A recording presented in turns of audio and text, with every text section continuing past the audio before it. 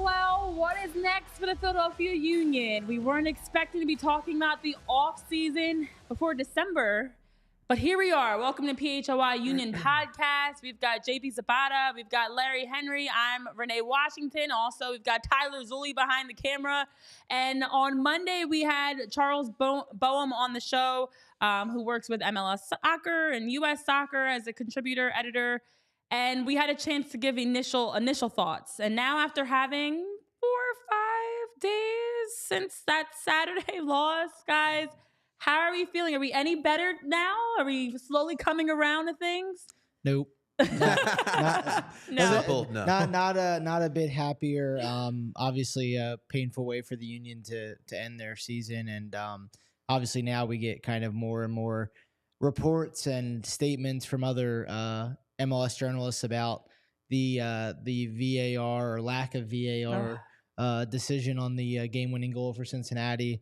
Just a disappointing ending to the season. Obviously, we know how much talent's on this team, and we also know how much talent could be leaving this team in the coming weeks. So, disappointing ending. Obviously, kind of disappointed MLS a little bit that the Union are not going to be playing in the Eastern Conference Final this weekend. And now it's all about, planning for 2024. Who's going to be there? Who are we going to get? Will a lot of these guys be back? We're going to break it down over the next few weeks, but it's, tough pill to swallow still, I think. Yeah. You guys in here? I'm the biggest Crew fan you'll ever met. I've been a Crew fan since Brian McBride here. No, I'm obviously kidding.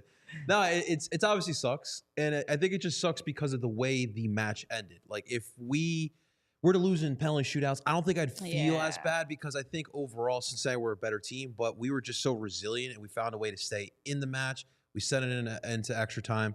It just wasn't our night. But it's unfortunate to have your season end like that. The response we got, we saw Paul Tenorio's reporting there. That just doesn't make me feel any better either. But we have a long off season, obviously a bunch of question marks.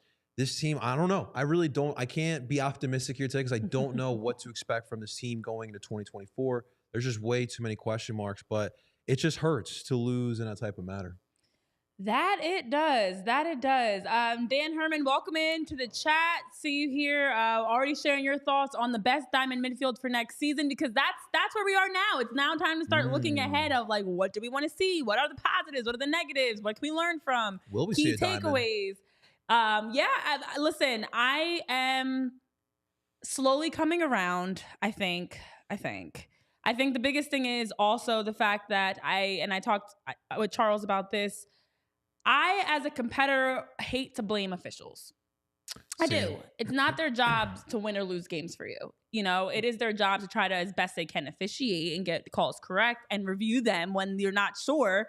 But you also want to make sure you're taking care of business. And for the Philadelphia Union to go up against an FC Cincinnati team that's without 4 of their starters and is not at full strength, you had an opportunity and you fell short of that. And even after having what I thought was a slower first half, I felt like FC Cincy really controlled the first half for the majority of it.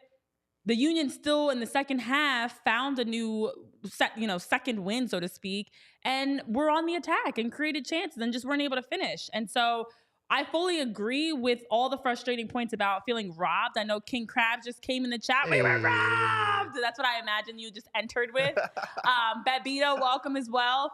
It is hard not to feel robbed, but when you look at this team as a whole and you take a step back, were they robbed, or were they given a nice, all right, that's enough for you. Let's close the curtain on this season, because when you really look at this season, and I was taking notes on like all the things that happened this season, and I was finding myself like, oh yeah, that was this year. Oh yeah, that Inter Miami loss was this year. Oh yeah, we did have this problem this year. Like, it's been a long year. We were talking about the ties at one point. the 6 ties in their last like 9 games. And then we moved on. It was a new issue. So it's been a lot of hurdles, a lot of issues for the Union. So while they were, you can absolutely look at that call and say the Union were robbed, as a whole, the season was just wild. It absolutely wild, guys. was. Absolutely was. It's funny because, I agree with you. I don't think the Uni were the better team on that night. I feel like Cincinnati definitely were the better team throughout the entire match. But Yeah. I always say in the playoffs, yes, skill comes into place. You got to execute. But there's just that touch that we never consider, that factor of luck. I'm looking right behind Renee, and I'm looking at the man who brought us the Super Bowl here. And that year, there was some luck that we had. And sometimes you are going to need that. The Union did not look like the better team against Cincinnati. But in that instant, in that moment, that Mosquera goal, we did not get luck. I don't know what we got in that moment, because the frustrating part is, why was there not another review? And that's what I'm frustrated about. I'm not frustrated so much about the performance, because at the end of the day, I don't know if the Union would have won. But we could have gone in the shootouts. Who knows? But it's that what-if factor that's going to drive me up a freaking wall until 2024. What if they suck? Yeah, it was pretty funny, because I had my story already saved, ready to go for extra time, and then that goal happened. And I remember watching it with my fiance saying, well, that goal's not going to stand. Ian Murphy's offsides there, and we both were ended up pretty shocked the same way, the goal stood. So I mean, and too, like you said, JP, like the Union, I felt like they play amazing that night? No, they didn't. To me, they didn't really offer a lot in the final third. We didn't see a lot from the attacking guys, Carranza and Ura and Gazdag. Yeah, but so I think a lot of it goes into it. Yes, the Union, they deserved a VAR check. They did not deserve to go out like that, but they didn't play particularly well in terms of creating chances. They only had 4 shots on goal. A couple of them were long range shots that were easily gathered by Roman Celentano, the goalie. So overall, I mean, it wasn't the best way to go out, but it was also, the Union didn't really play their best 90 minutes of soccer this season, where you would think, okay, game's on the line, season's on the line. Yes, you're missing a few guys, but still, it's a painful way to go out, but it's also kind of disappointing the way they went out as a whole. That it is. I know in the chat you guys are sharing your thoughts. This is the time to like vent, get all those frustrations out. Get it out. I know I see some of the can you scroll up a little bit, Tyler? I just want to like make sure I'm hitting on some of these comments. So yes, Dan is saying similar to what we're talking about. Definitely feels like they were robbed by a call, but the reality is the Union just didn't have that it factor, the mojo that we were used to seeing with them. Also, I see Jillian, welcome in. You're talking about similarly, not saying that the Union deserved to win, but definitely did not deserve to lose by that lack of a VAR check. Could not agree more. Barbara, to your point about the Union shows, we actually do Union shows just twice a week. So for everybody that's, for all you guys that are here live and anybody listening back across podcast platforms, Tuesdays and Thursdays are our main days. Of course, on the holiday last week, for example, we had to do some tweaking because we were not going to do a Thursday Thanksgiving show, live at least. We did pre-record one for you. But Tuesdays and Thursdays, and then you can always check us out at PHLY_Union, where we're dropping the schedule, the links, everything you need to be able to find us, because now that we're in the off season, we're still going to be twice a week, and we're still going to be bringing you guys plenty of Union, MLS, soccer coverage. But it does feel, it's heartbreaking. I know Bebita dropped the broken heart emoji into the chat. It is heartbreaking because this has been one of those seasons, I'm going to flip it, that's been kind of like anything that can go wrong has gone wrong. Yeah. And that, like, it actually was fitting to me that with all the VAR introduction that we've seen from the MLS and the NWSL, and I know I was talking with Tyler about it as someone that's been in broadcast for the NWSL, and there's like a process that you go through where it almost is, it slows the game down. You spend 5-10 minutes reviewing it, the call from as many angles as you have in terms of the stadium's camera footage, and you're reviewing it over and over and over again. They're slow-moing it. They're rewinding it. We didn't see any other angles aside from the one that shows Murphy clearly in an offside position and the one that shows the behind shot. And I didn't feel like time-wise there was enough time spent. Like, I believe that the officials looked at it from more angles than we saw on the TV, because they're not going to give us the full gamut of the review. Sure. But when I was clocking it, and I wasn't clocking it exactly, it felt extremely quick, that it wasn't enough time to fully look through the entire play slow. I want to see it forward, backward, slow-mo, from the left, from the right, from behind, aerial, like whatever angles you've got. So I don't think time-wise that they did their due diligence, which was fitting for the fact that this Union team this season just felt like what could go wrong will go wrong. And the same was with the VAR check, guys. Renee, there's one thing I always tell you. Karma is a real thing, ladies and gentlemen, because obviously today we had the news of Matt Miazga. So obviously Cincinnati without the defender of the year. So what does Pat Noonan do? He goes in front of the press conference and he tells us his displeasure towards the whole process. He's asking for some video footage. Well, it's the biggest crew fan you know, guys.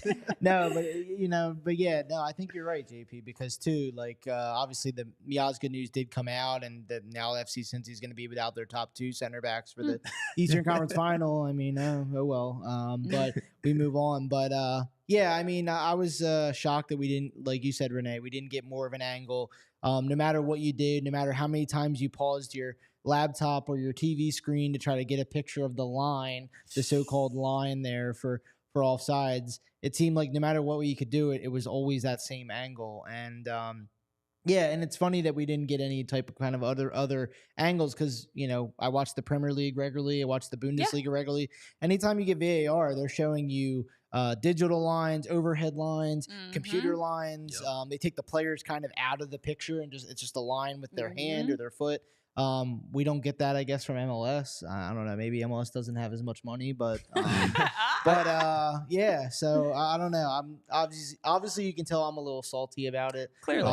And I, you know, the Union I thought deserved a chance to go play in the Eastern Conference Final. They had a great season. They had a long season. I thought they had a really good season for what they did, but it stinks there's no trophies coming home this season. Real quick, let's stay on VAR. I just have to put a take or a question out there.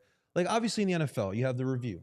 Coaches have a red hanky right next to them. When they want to challenge something, you got 2 opportunities at each half. They throw that hanky and it challenges. Obviously, VAR is not a perfect system. Yeah. Something like that need to be implemented. Should coaches have that opportunity? Hey, I don't think that's a goal. Or, hey, I don't think that's handball. Here's a hanky. It'd be a good idea, I think, because I mean, we see that obviously now in MLB, right? You get MLB challenges, and then if you lose the challenge, you know, you win the challenge. NHL, they do it. NBA, I believe you can review as well. So yeah, so you can. Yeah. You see the signal. So to me, I mean, it's only fair that, hey, I want to see that again, or hey, I want another set of eyes on this, because what the on-field referee who could be behind the play is seeing could be different from the linesman, that could be different from the VAR assistant that's in the electric booth, you know, the bus outside. So I would definitely be for it. I'm curious if we're ever going to see that in the near future, but I think you got something there, JP. So I have a couple things to unpack. First of all, in the chat, love you guys are greeting each other. You're helping each other out. Santiago, welcome. Of course, you come in with the hashtag. Every time Santiago joins the show I'm on, it's hashtag single Renee, which is what it is. And don't worry, guys. You get plenty of Union coverage this off season. But I will say, Larry, I love the fact that this is your salty version of you, because it's a very calm, salty version. This is you salty. I'd hate to see what it looks like when you're not as salty. But it is tough because this needs to lead to a bigger conversation. JP, you're on to something here. This game itself, for it to come down, and regardless how you feel about either team, the matchup, who had the better play, at the end of the day, it was a 0-0 game in stoppage time that came down to a controversial play that was not thoroughly reviewed. And so I agree, coaches should be able to do something. I mean, you can, in the NBA, you toss the flag. Like, every league has some sort of a signal, and they have challenges that, okay, if you get it wrong, you lose a timeout, you whatever. If you get it right, you overturn the call. Now, I will say that for soccer, or for every sport, I should say, if there's not enough to overturn the call, it's going to stand, yada, yada, yada. But I wanted to see clearly the angle of the ball leaving his foot and where Murphy was, because we saw Murphy offside, and it, to me, looked like I could see a space between the ball and his foot. But I needed them to, let's go back through that again and take a look at it. As the ball is being played, where is Murphy? Because it looked like Murphy was offside. And that's what blows my mind. And again, it was so quick. It was almost like they didn't even care to review it, I felt like. It was very dismissive, in my opinion. of like, we're going to look at it, but we're going to move on. I have seen the leagues review plays that were way more straightforward because it was anytime there's a goal that happens in the later part of the game, they will spend 5, 10, 15 minutes sometimes, it feels like, reviewing it over and over again from every possible angle, double checking with everybody, talking it over, reviewing it again to make sure what they talked over made sense for what they reviewed, and then they will make a decision. And to have a play that literally had Eastern Conference Finals on the line, and I didn't see the conversation. I didn't see them talking it out. I didn't see any of that. It felt dismissive, and it felt like they already had in their mind, it's a goal, let's move on. Yeah. So that's the part that has me the most frustrated because, again, I've seen those calls where it's blatant and obvious and everyone's like, wait, what are they reviewing? Why are you reviewing it? It was clearly onside, clearly not a handball. What is there to review? And they still will review it for much longer.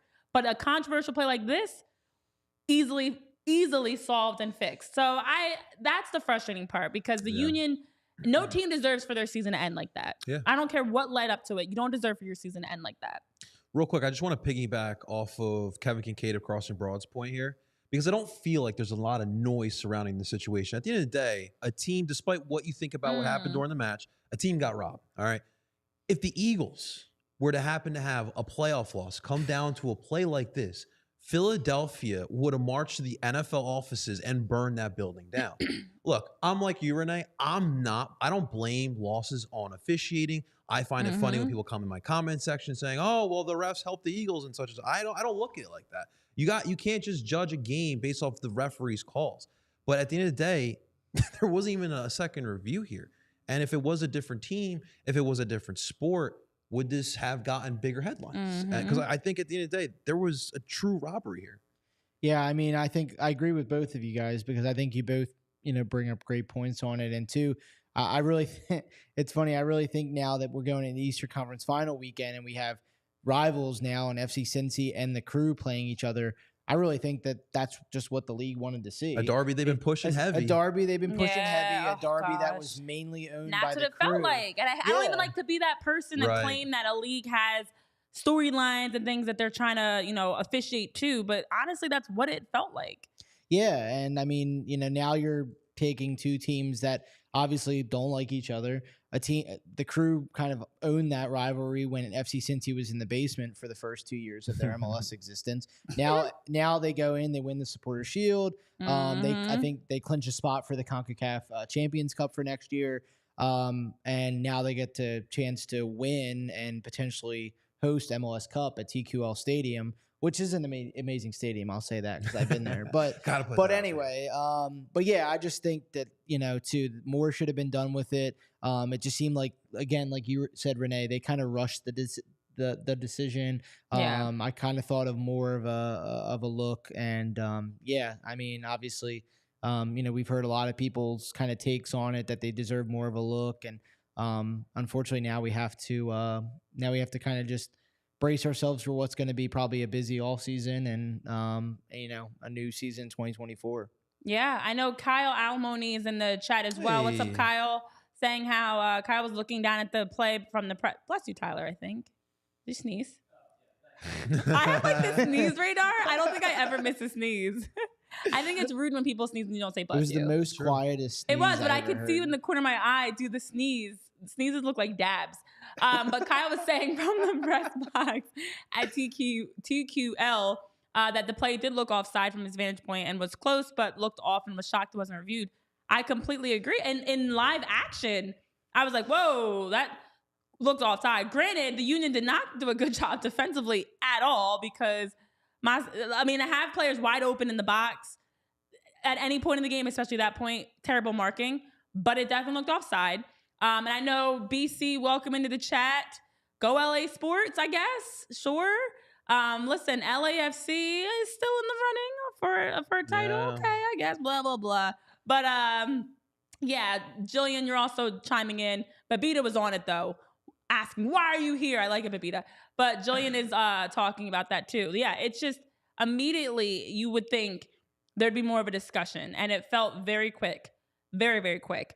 So I don't know, guys. When you look at this season as a whole, every time you were getting excited and feeling like the team was turning a corner, we kind of had something that would just go wrong. And the loss to FC Cincinnati was exactly that. It absolutely felt like is this scripted in that sense? Like, are we missing something? It's actually a good point you make, Larry. Like, it felt like this is what the league was setting up for. But I really do hope that this leads to some bigger offseason conversation. Yep.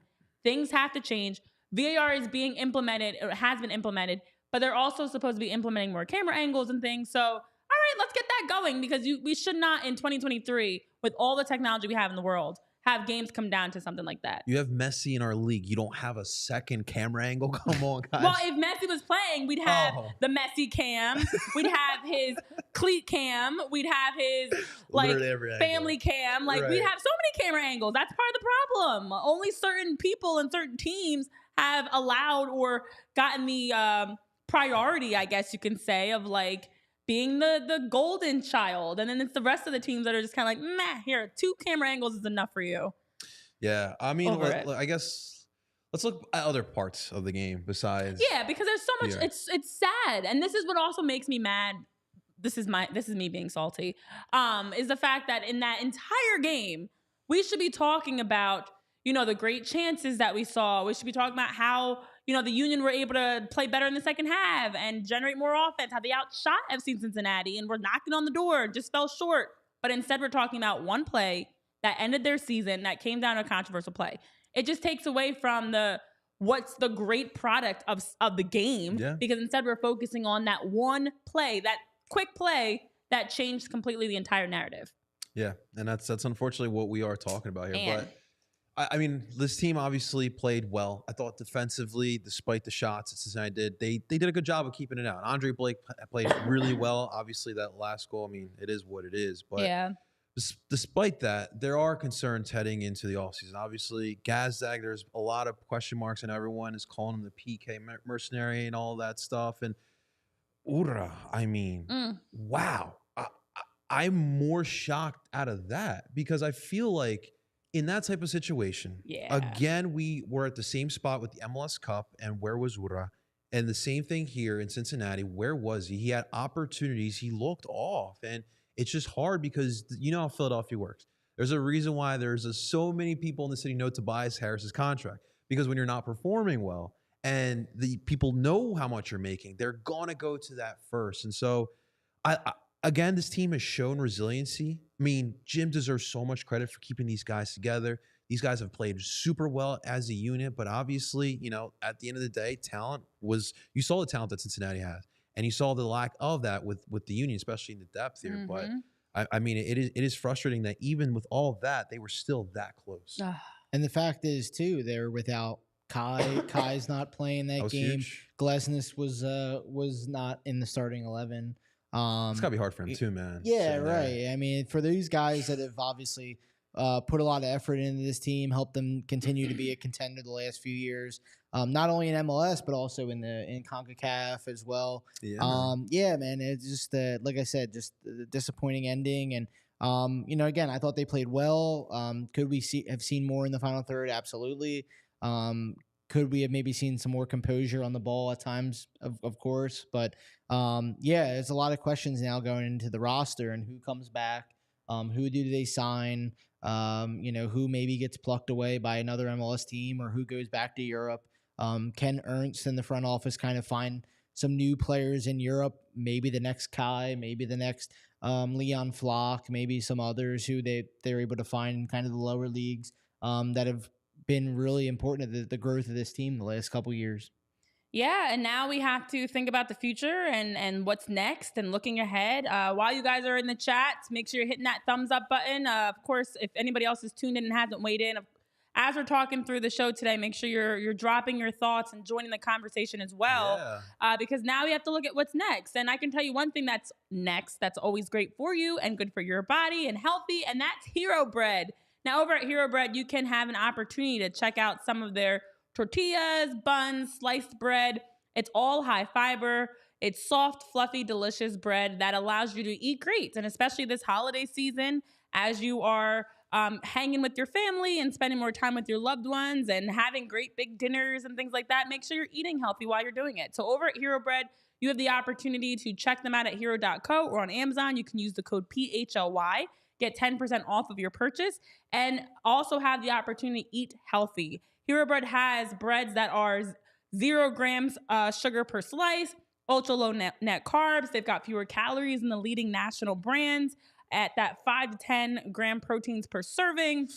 And also, regardless of your diets, allergies, lifestyle, Hero Bread has bread for you. Okay, so lots to look forward to moving ahead now. I know we're trying to have that full closure of the loss, but I think it helps to take a step back and look at the entire season as a whole, because without a doubt, it was a wild season. And for the Union specifically, when you look back, it's incredible to think the fact that they played, I have it written down, 51 games across all competitions, which when you look at the math of that for 8-9 months, that's a lot of games. It's a lot of games. And in those games, there are things that stand out to me. Of course, the last stretch of 9 regular season games where they had 6 draws, 2 wins, and then, of course, the decision day loss to New England. Of course, there was the international play, such as the loss to Inter Miami. That was not good at all. Still weird that that's the same season, though, because I feel like that was like last year. A lot of soccer. A lot of soccer. We saw them go through CONCACAF, Nations League. Like, it's been a lot of soccer. So I think it's great that and appropriate, I should say, that we take time to talk about some of the goods and the bads a little bit more, because it's been a season. It's been a season. And maybe that'll also help, especially for those that are tuned in, to have that closure of like, okay, bigger picture, maybe it wasn't as bad as we thought, or maybe it was just as bad as we thought. I don't know. I definitely think there was unfortunately more bad than good, but I like to start positive, and looking at some of the positives here. I think you got to look at some of the development, some of these younger kids. I think that was so big. I mean, I'm looking at next year, and I'm looking at a bigger role for a guy like Nathan Harriel. Oh, yeah. I mean, look how big he stepped up, playing in positions that he probably doesn't feel comfortable, but he doesn't make excuses. He goes out there and he executes the best of his ability. I expect a bigger role from him. Jesus Bueno is a kid, still really young. People forget, like, he's like 21 years old. He came here at like 19, but he took a huge step this year. To the fact that he's going to be in that rotation again next year in the midfield, and we all know that may have a different look to it next year. I think he's going to be a big part of it. I look at Quinn Sullivan's development as well. He looks more confident, which is important. Those goals, I think, will definitely come. But if you're looking at positives, a lot of people want the Union to go and buy the big players, and they're not really understanding this whole development from within, developing the kids. But this year, if you have one positive takeaway, is that you are developing kids still. We have Brennan and Mark over in Europe, but we have that next phase possibly coming through. Jack McGlynn was still solid as well. I don't think he took any major steps, but I think he met the expectations this year. Yeah. But I still think development is still a positive to take away. Yeah, that development's crucial, right? Because this is a team that we know probably has money available to buy players, but they want to build that academy. They want to they're proud of that. You ask Jim Curtin, you ask a lot of the homegrowns. I've been able to talk to players like Harriel and McGlynn and others in the past. I mean, they're proud to say they come from the Union Academy. They've worked their way up. They've come up, and then they kind of, when you're a 16, 17-year-old playing for Union 2, you see that and you're like, okay, I see Brendan Aronson now in the Bundesliga. I see Mark McKenzie now in Belgium. Both of these guys obviously still huge with the national team. I want that. So yeah, obviously development for the young guys. Harry, I thought, had a really good season. McGlynn, like you said, maybe the production wasn't mind blowing, but he's so calm on the ball, so kind of silky smooth with his passing. He's got a bright future. Quinn Sullivan, again, same with Jack, whereas not high production, but still always a threat in the final third. Someone you can bring out the bench and say, okay, now there's a tired defenders there, and you bring a 19-year-old like Quinn Sullivan off the bench who's going to run you ragged. You're kind of worried as a defender. Jesus Bueno, I thought, had a really good year, especially that the first 2 seasons, 2021, 2022. Bueno only played about 6-7 games with the first team. This year, looking at his stats right now, 24 games played, 10 starts. He played a lot with Union 2 in 2022, and I thought took a big step this season. And then, I think going back to the young kids, we're going to see even more of them come through, right? Because whether the Union signed Kai Wagner or not, it remains to be seen. If he leaves, who steps in at left back? Do you shift Nate Harriel into a left back role that we've seen? Do you see Matt Real maybe earning some more minutes? Anton Sorensen's a young prospect with Union 2 who could be on the radar. He's a U.S. youth national team player. So yeah, there's even more young guys. I mean, the list kind of goes on and on. CJ Olney, who I'm going to talk to later this week, had a really good season. David Vasquez, who scored at the FIFA U17 World Cup for USA, which is an awesome achievement for him. So I think that the academy's still there. The prospects are still there. We know Jim. We know he loves to give opportunities. But yeah, I think they're going to have to do some fine tuning though with this roster, because we've seen players like Kai and players like Gazdag, even in a way, guys that we really didn't know about until they became a Union player and they started playing. And then you're like, okay, now we see them. They're big name guys. There's probably a lot of teams in Germany and Europe and elsewhere that would probably pay good money for Gazdag and for Wagner and maybe Carranza and that's a big testament to the Union and putting him in that position. Real quick, staying on the young, because it does seem like they still want to go there. You know, we heard Tom Bogart's report. Christopher Lund was someone they looked at in the summer who chose to play for Palermo, 21-year-old left back. So they probably still are looking at the young pool going forward as well. That was pretty shocking to see that, and obviously Tom does great work, always finding this stuff out. But Christopher Lund, obviously a little bit of an unknown commodity, because when he made a one-time international switch to represent the USA, everyone's like, okay, who's this guy? Like, we already have our left back. We have Anthony Robinson. And then now we have Christopher Lund, who is slowly but kind of padding that number 2 role with the national team at left back, maybe a number 3, playing in Italy, and really kind of put his name on the map. But that's pretty interesting, because I feel like he would have been a really good fit for the Union, and one of those guys who, again, like a Kai Wagner, like someone like Leon Flock, some others who you don't really hear about until they come to the team, and then they start getting those moments, growing into some of the best at their position, certainly for Wagner. And that would have been interesting. And that has been the backbone of this group, is that they're a team where it's going to be a number of underdogs, guys that, as we talk about, maybe didn't have as big of a presence until they come into the Union, and now they're a household name. Now they are a player that's getting interest internationally with major contracts tagged to them and opportunities to play elsewhere. And so the Union do a good job with the development. Look, at no point did we expect it, but we saw it happening, where someone like Nate Harriel was the best player on the field.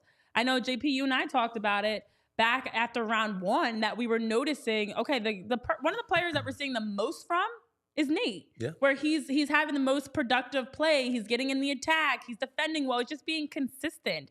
And I think that's a good thing, but it also scares me a little bit, because you do a great job developing players. I know you guys mentioned CJ Only. Dan's mentioning him in the chat as well. Hillsborough, New Jersey legend. Shout out to us Jersey soccer players. Woo woo.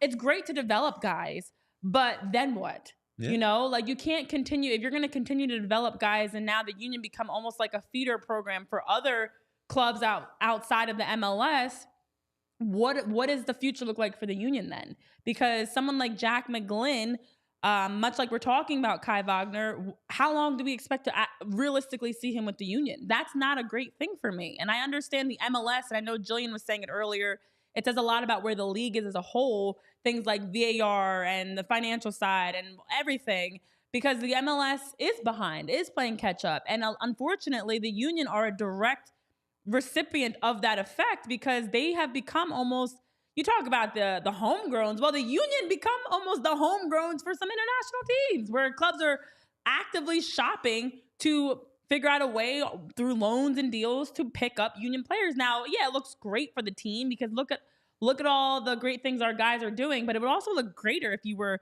winning the Supporters Shield, winning the MLS Cup, winning the international games, having depth, having better production. That would also look great as a club too. So I think it comes down to, like, what are the goals for this team? Is it to just have guys that come in for a few years, play well, get better, and then they move on to a better opportunity, or to develop this club to win championships? I mean, the ultimate goal is a title. They haven't done that yet. Yeah.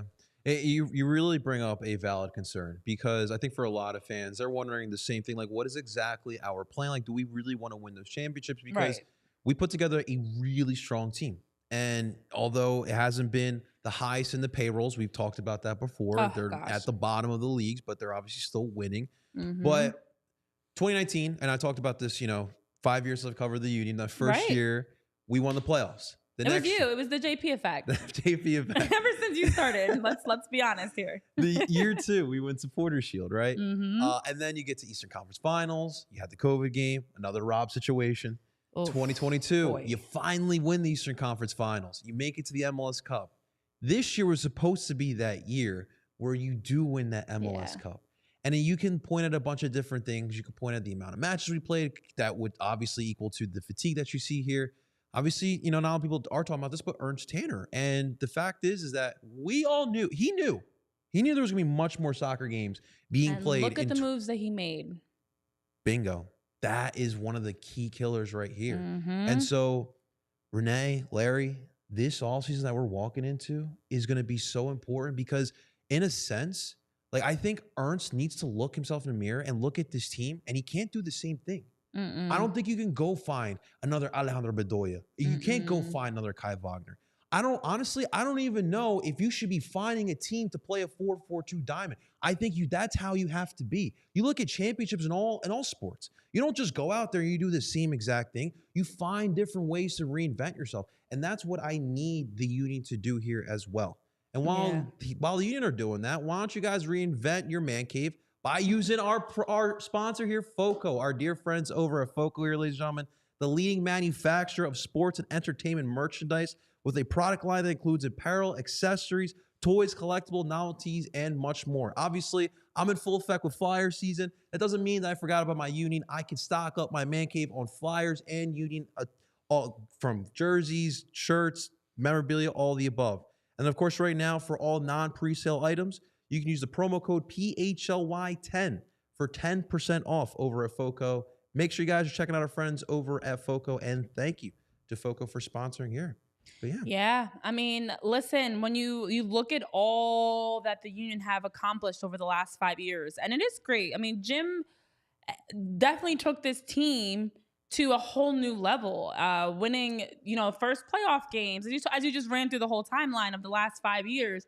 And going into this season, I know, Dan, you're saying in the chat, last year was the year that the Union should have won it all. But after last year, to go into this season, knowing you have CONCACAF Champions League, Open Cup, you want to get back to the MLS Cup, you have these high expectations of international and in-league play, there needed to be more done, and there needed to be more changes made. And when you look at the different, as you talk about Ernst, the different moves, I had it written down somewhere, I can't find it, of course, now. Oh, yeah. Different guys that were brought in. Damian Lowe's really one of the main ones that have earned true minutes and has made an impact. And honestly, if it wasn't for injuries, I don't know that we see Damian Lowe out there on the field like we did. Like you think about, I know we've talked about Brendan Craig, Joaquin Torres, different players that have come in and haven't been able to pan out and haven't been able to be an impact at all. And on the other side, you have someone like Julian Carranza and Jacob Lesnes and Daniel Gazdag that other clubs are looking to shop for.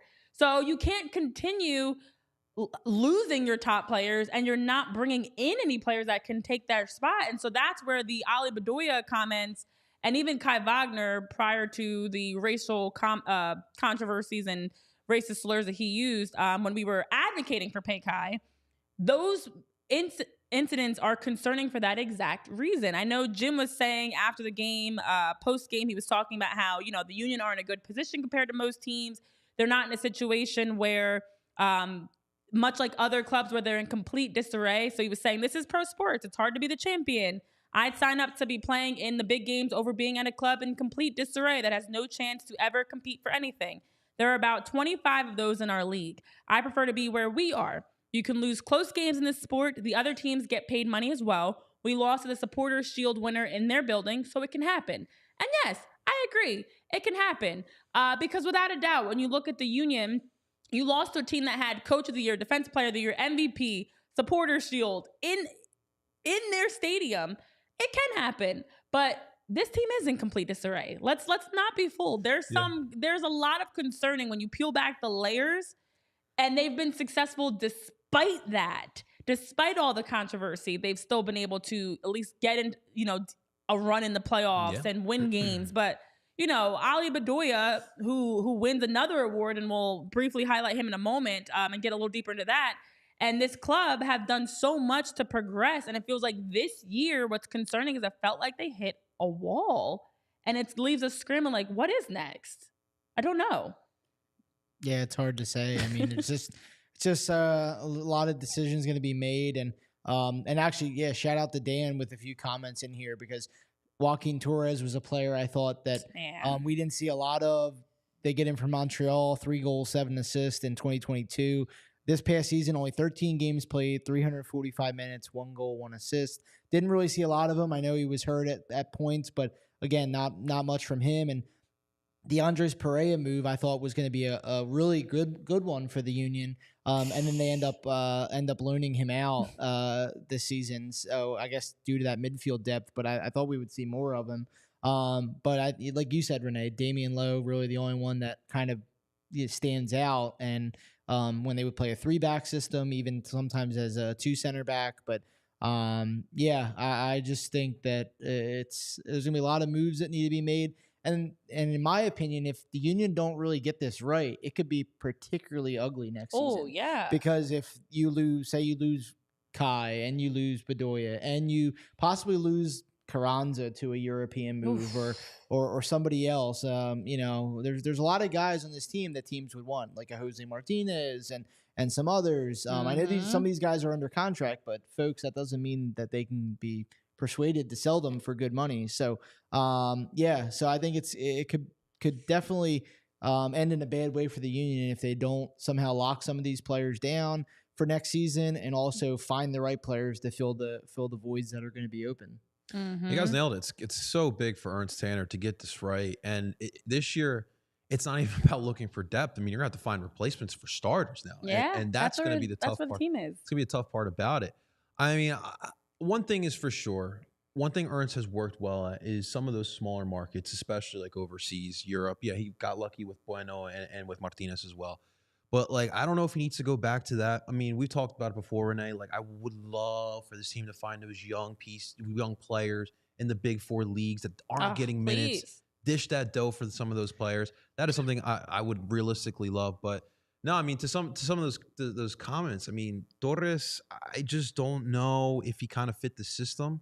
I feel like he probably fits better in a system where you have a little more freedom, more spacing, right? Wingers, something that we don't really run with. Pereira, I mean, you're going to have to ask Jim about them. There's certain players that you just, I hope Jim kind of tells us later on down the line what happened, because although Pereira wasn't the most defensive midfielder that we've seen in Philly, he provided in the attack. I think he had a couple goals too before he got the exile, essentially, then gets loaned off to NYCFC. Everybody gets loaned. Yeah.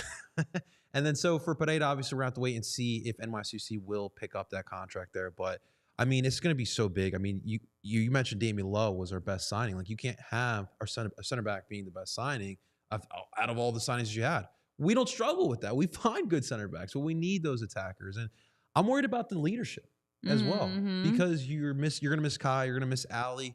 Andre's still going to be here. He's probably your captain next year.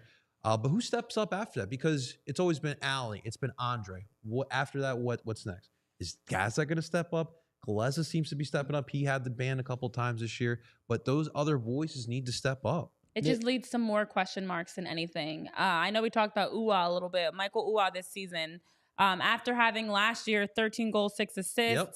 This year, 9 goals, 4 assists in 2,160 minutes played, 11 goals in all competition. And unfortunately, you look at someone like Uwa, Baribo, Carranza, Gazdag, who's supposed to be your best 4. Uwa's got the biggest contract on this team and was not a non-factor at times. Disappeared. Gazdag disappeared at times. Leading scorer. Julian Carranza, of course, dealt with injuries also at times, though. Not as effective. So when you talk about leaders, and I know I have said this many, many times for anybody that's heard me say this, I'm just going to say it again. Leadership is shown in so many different ways. It can be vocally. Someone like Ale Bedoya, you see him in the huddles, talking to the guys, but it could also be the person that you can consistently rely on to play hard. Quinn Sullivan plays hard all the time. Even though Quinn doesn't have maybe as much talent or experience, I should say, as others, He's always working hard. You want to see your leaders, your best guys, someone like Daniel Gazdag that brings that level of high intensity energy, especially when the games matter most. And the leaders of this team, quiet, whether vocally or in their play, where at stretches of the game, it's like, where is Daniel Gazdag? Where is Ua? Where is anybody? Like, you see Nate Harriel trying, you see Mbaizo at times, you see Damian Lowe.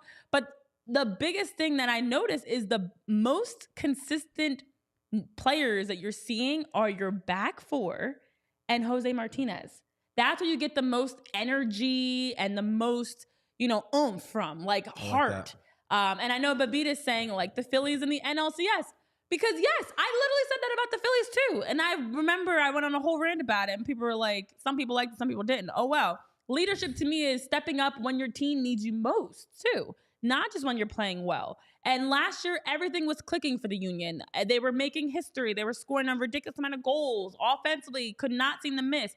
This year, you needed that same type of intensity to reel it in, and they never found that. And all season, we kept saying, what is it going to take for the offense to get going? What is it going to take? What changes? We were asking Jim in pressers, what have you guys been talking about in practice? Still, you get into the Eastern Conference semifinals, you lose 1-0. Why? Because you can't score. And you're relying on Andre Blake and the 4 guys in front of him or 5 guys in front of him to try to hold down the fort when your offense cannot score, cannot take that pressure off of you. So that's where it leads to more question marks than anything, because I don't think there needs to be a lot of roster changes in the sense of like, let's move guys. You need to bring in guys. This is not like you're saying. It shouldn't be. Heavy sell. If anything, you need to try to lock in. All right, Kai Wagner can walk at this point. I hate to say it, best outside back, but he's not coming back. And after the racial incident, don't even know if you want him back. Nate Harrell's playing solid outside back. Mbaizo solid outside back. Another one that you have to hope you can bring back, Mbaizo. Yeah, he did. So lock in your guys and add in some veterans, add in some guys that have some European experience in the top leagues, not in the smaller leagues, top leagues, and have the opportunity to come right in and compete for a starting spot to raise the level, not just homegrowns. Love what the homegrowns add, but it needs to be a mixture, in my opinion, of new faces that are coming into the club next year. Yeah, no, I agree with you. And the list kind of goes on of who's going to be free agents, who has options, who is under contract but could move. You're talking about important players all scattered throughout the pitch. I mean, you're looking at your two potentially starting outside backs in Wagner and Mbaizo, Bedoya in midfield, Bueno in midfield, Flock in midfield, Torres in midfield, Carranza up top. You'll still have guys like Andre Blake and Jack Elliott and Jacob Glesnes, Daniel Gazdag. That's if he even wants to stay and not go back to Europe or even earn a European move. It's going to be a lot of moving and shaking. But I think they definitely need to buy heavy, get that depth back. Cause again, you're going to have a lot of competitions next year. Cause you're already going to be in, you're going to have the league, and then too, Renee, when you said these guys played 51 games this season as a club, all these guys are playing international games. I mean, Andre Blake starts every international window for Jamaica. Damian Lowe's playing for Jamaica. Harry McGlynn have been playing with US U23s. So there's a lot of, it's every window. There's 7-8 guys going away for international duty. Ty Baribo, will we see more of him? He played, I think, 4 games or was with Israel for 4 games over the last window. So can we see more of him? He was obviously a multi-year deal. Hopefully we can, get him back kind of scoring goals like he was in Austria. It's going to be a lot of moving and shaking within this roster, and hopefully we get some exciting signings going. And Ty Baribo only played 152 minutes across all competitions. That's wild when you look at 51 games across all. It felt like this group was so burnt out by the end of the season, and rightfully so. I mean, not only did they play a lot of games, and that's a lot physically, but mentally with all that was going on throughout the course of the season, when you looked at the playoffs, the Columbus Crew Orlando game is the one that just jumps out at me, because I was watching that prior to the Union. Because it was back to back, I felt like I could directly see the shift of they seemed fresher. They seemed like they wanted it more. They seemed like it was a playoff game. Whereas, unfortunately, it didn't feel that way for the Union. And I can understand the complaints about all the games, but everybody plays a lot of games. Yeah. But that's where you need to have the depth and the roster that can allow you to get into the postseason and be ready to perform and be ready to play. I think the one thing that we haven't talked about is I think this team has played really well. I think they're obviously been the elite team. But can you guys genuinely tell me that we have elite talent? Like, I look at this weekend, right? Conference finals. Lucho. You're going to have Cucho. Yeah. You're going to have Dennis Bouanga for LAFC. Houston's obviously more of an anomaly, right? Hector Herrera. Who is that guy for the Union? Yeah, that's my point here. You know, I put this out on TikTok as well yesterday. Like, this team, as well as they played so well together. But like, even when LAFC in the second half of stoppage time, a guy like Gareth Bale, who doesn't play, but everyone knows who Gareth Bale is, comes in and makes a humongous play to win a championship for LAFC. The Union have not had that. And like you said, we've hoped that Uray would be that guy. We've hoped that Carranza would be that guy. We've hoped that Gazza would be that guy. And they've all shown flashes of that. But in the biggest moments when we need it the most, we haven't had that. So yes, depth is important. But I think, can we find that guy? Carranza might be out. How about a replacement who is going to put a goal when we need it the most? And the key is to what Dan was saying, the Union will not pay for elite talent. And that's where when you get into the postseason, you have those. Ale Bedoya is the face of the club. And we love Ali. Ali's a great leader, a great captain. He should not be the face of your club because he's, first of all, later on in his career right now, but he also is not, when you talk about the best across the league, you don't include Ali in that conversation. And so I know we've even had that discussion of like, for our show, like, who's going to be the thumbnail? Who's going to be the image that we're using? Like, whose face is the one that we're connecting to the team? And it should be Daniel Gazdag. It should be Julian Carranza. But unfortunately, it's Andre Blake and your backs. Yeah. And you're not winning. You do need an elite back line. Don't get me wrong. But you also need an elite playmaker. You need your best guys to also be in your attack that you're not, it's usually your number 9 or your number 10 that are going to be able to create, facilitate, score goals, step up. And like you guys are in the chat, just like we're saying, the Union do not have that. And that's where it's like, okay, are you going to continue trying to develop homegrowns, or are you going to actually go out and pay to bring in a true goal scorer? Is essentially a true playmaker goal scorer is what the Union need. But Renee, it makes no sense because like we're that close. And we all know why Jay won't pay, because he wants his money. He's a greedy mother effer, right? But like, if you're that close to a championship, you know money's going to be coming in, right, Jay? Right. It's not even money from the championship. Merchandise, fandom next year. Like, all you got to do is spend a couple extra mil on a player who's going to get us that spot. We got a roster ready. Just get us that talent.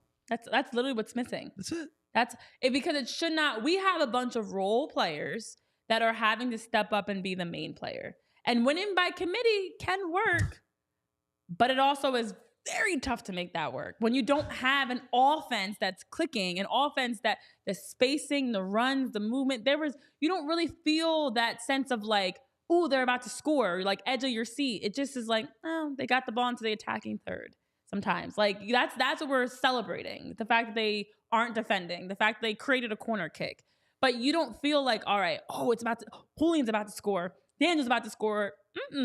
They are missing that piece, and you have to spend money to make money. And if you spend and invest in somebody that's going to help your club win more games, score more goals, win a champion, win any of these they could have won hardware in anything this season, win any hardware this season.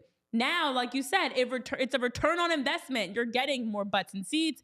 The shows that are talking about you're more excited. You've got more jersey sales. You've got more people talking about the Union in a positive way. Would you rather be spending more money and now you get that return on investment where people are excited, flocking to the Union?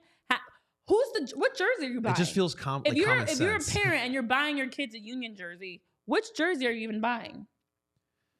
I mean, how many, like the casual Union fan, like, do they know Gazza? Do they know Carranza? And like, to your point, yes. King Krabs, I'm with you. Let's just all just at Kevin Durant and please just help us out for one signing in general. I love the underdog mentality, and I know Philly embraces that very well. But every Philly team has a face.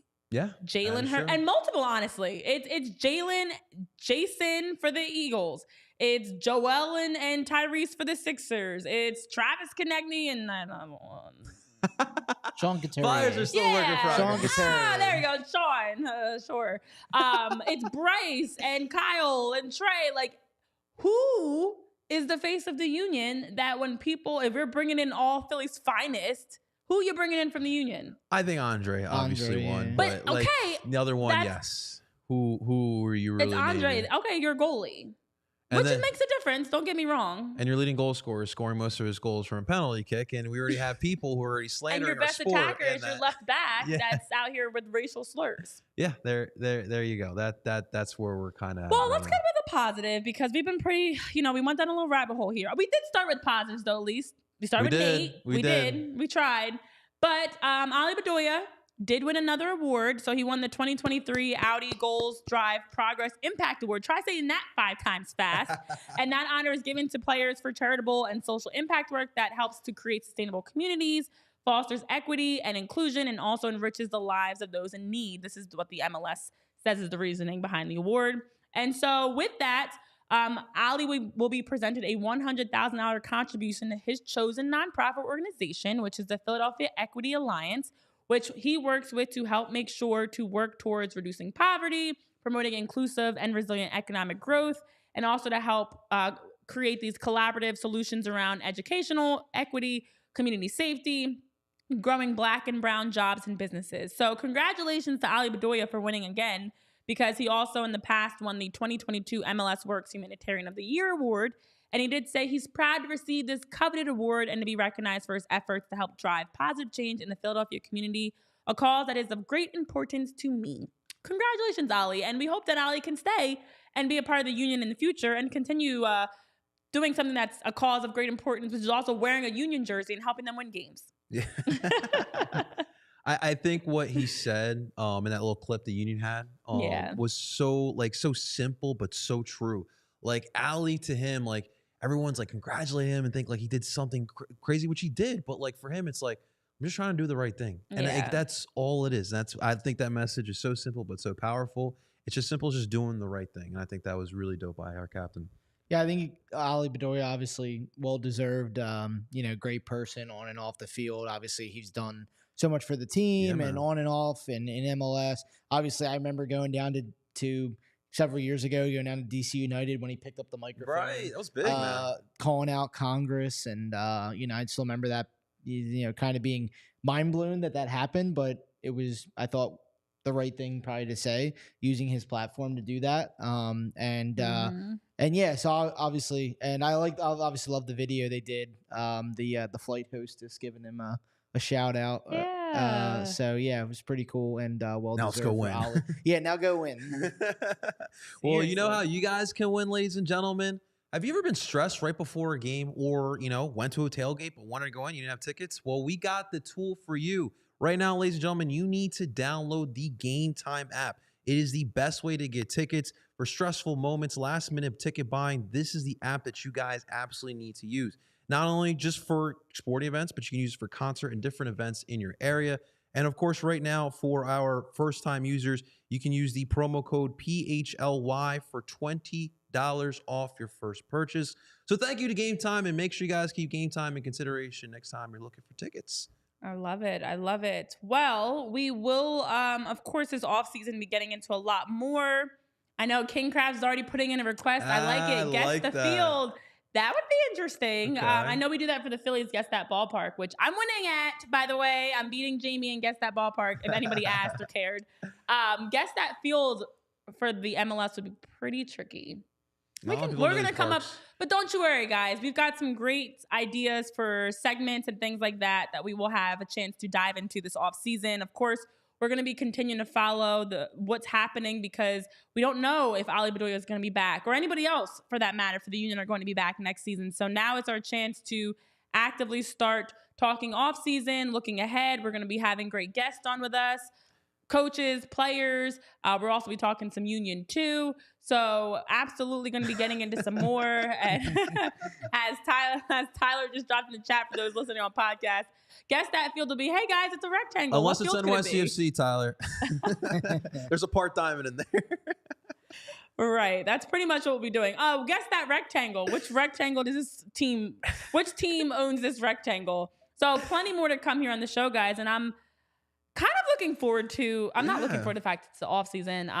But I'm looking forward to once the MLS Cup is over. I know, Larry, you'll be out there for the MLS Cup. I'm excited for you to get to go see that. Would be greater if the Union were playing in it. But once that's done and everyone's official in the off season, it'll feel a little bit better, I think. Regardless, you're gonna be cold, right? Like, oh yeah. Well, actually, no. Looking up the weather, it's been warmer. And either way, I'm going to Cincinnati, staying with a friend. Okay. Columbus is only an hour drive from there, so saving a little bit of money that way. Obviously, this time of year, it's good to save money with Christmas gift buying. Except for you, Jay. You cannot save money. Yeah, Jay, you gotta save money. But yeah, it should be fun. I don't really know who I want to win. Obviously, I think Columbus will win and play LAFC in the final, which I think would be pretty cool. Yeah, obviously, you still have some former Union guys on Cincinnati that you kind of want to see them do well. Ray Gaddis, Sergio Santos, Alvis Powell, Pat Noonan, Chris Albright. I think I got all of them there in one group. So you kind of want them to win, but at the same time, you're like, okay, you guys shouldn't be there. The Union should be there. Are you guys, before we wrap up, are you guys the type that are, if you beat my team and knocked them out the playoffs, I want you to win? Sometimes. This one, I definitely want Cincy to lose this time around. That's a good point. Definitely want Cincy to lose. Columbus, I guess because there's some of the fans, obviously, like I still look back at the Austin situation a couple of years ago. Save the crew. Yeah, and obviously Cucho Hernandez, so that makes it easy for me. I think looking at it, I mean, Cincinnati's had a great season. They've won a lot of awards, which I think puts the pressure on them to advance, host MLS Cup. Whereas I think Columbus right now, maybe playing a little bit with with house money right now, could go in and beat them. It's going to be, I think, a really great atmosphere this weekend. And it sounds like from reports that obviously Matt Miazga is going to be missing, but it sounds like there's some kind of sickness going around the locker room in Cincinnati as well, from what I've been reading. So I wonder if this is kind of a scenario like the Union a few years ago against NYCFC. Wouldn't that be something? But we'll see, because you want to see the best players out there. You want to see them, the best guys out there trying to make it happen for their team. I think Columbus is going to go in there and win. They've had a really good all season. Cucho Hernandez has been so fun to watch, and finally called up. Thank God. Kind of wish we had him in Philly, but yeah, right? That'd be nice. Kind of wish we had everybody in Philly at this point, but yeah, it'll be a great game, and be cool to go out there and rep PHLY while I'm there. Hey. Yeah, I'm excited for you to be able to go out to the MLS Cup next weekend and be a part of that. But also, I know Babita's saying in the chat, Babita thinks LA is going to win again. So we will have a chance, because obviously we've got the conference finals this upcoming weekend as Cincinnati and Columbus play first on Saturday night, and then LAFC Houston Dynamo are the second game of the doubleheader. And then we will have a chance before the MLS Cup next Saturday, December 9th, to talk about it on the show here. We'll be able to tap into that a little bit as well. So should be interesting to see. Yeah. I'm definitely not a fan of whoever beats my team and knocks them out of the playoffs go win it all, especially when you win off of a controversial goal like that. So I hope Cincinnati loses to Columbus. Also, I want to see those fans suffer a little bit. Yeah, like I would love to see them just get dominated and like a 3. I don't want an ugly game, but we'll see what happens. I just want them to lose. So that being said, we've got more next week. I hope you guys have a great weekend. We'll be back on Tuesday with more starting at 3:30. We'll be going live 3:30 pretty much every Tuesday and Thursday that you can count on some PHLY Union content coming your way live, joining us for the conversation. We appreciate you guys joining us today. As always, hit that like button, follow, subscribe, join the conversation. If you're listening back on podcast platforms, we appreciate you. You can still tweet at us and let us know your thoughts as well. And we've got more to unpack as we look ahead to the MLS Cup and the offseason here on PHLY Union Podcast. So for Tyler, JP, Larry, myself, Renee, have a great weekend. We'll see you back here on Tuesday for more. Peace. We all silly like the mayor.